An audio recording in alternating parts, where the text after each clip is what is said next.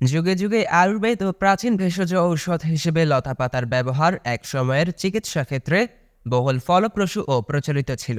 তবে সময়ের পরিক্রমায় ও আধুনিকতার ছোঁয়ায় বদলেছে চিকিৎসা ব্যবস্থা। স্বাস্থ্যসেবার মান বৃদ্ধিতে তৈরি করা হয়েছে বিভিন্ন টেলিমেডিসিন সেবা, বিভিন্ন অ্যালোপ্যাথিক মেডিসিন সহ তৈরি হয়েছে নানা প্রযুক্তিগত স্বাস্থ্য সুবিধা। তবে এখনো গ্রামগঞ্জে ভেষজ উদ্ভিদের ব্যবহার কমেনি। যদিও তুলনামূলক হারে অ্যালোপ্যাথিক চিকিৎসা ব্যবস্থা এগিয়ে গেলেও ভেষজ উদ্ভিদের ব্যবহার আজও অনেক ক্ষেত্রেই সমাদৃত। তাই আজকে এমন কিছু ভেষজ উদ্ভিদের নাম বলবো এবং এর কার্যকারিতা সম্পর্কে জানাবো। জানতে হলে দেখতে হবে পুরো ভিডিও। প্রথমে জানিয়ে রাখি ভেষজ উদ্ভিদের কিছু নামসমূহ।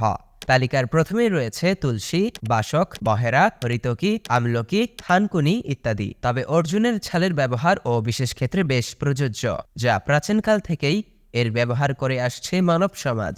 জানিয়ে রাখি, উক্ত ভেষজ উদ্ভিদ বা লতাপাতা যেসব রোগের উপশমে কাজ করে থাকে। তুলসী একটি অতি প্রাচীন গুণাগুণ সম্পন্ন একটি উদ্ভিদ।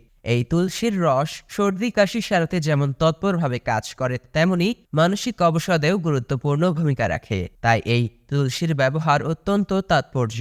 বাসক একটি চমৎকার কার্য সাধনকারী উদ্ভিদ হলো বাসক। বাসকের মধ্যে যেসব উপাদান রয়েছে যার বদৌলতে ঠান্ডা কাশি উপশম করে বেশ।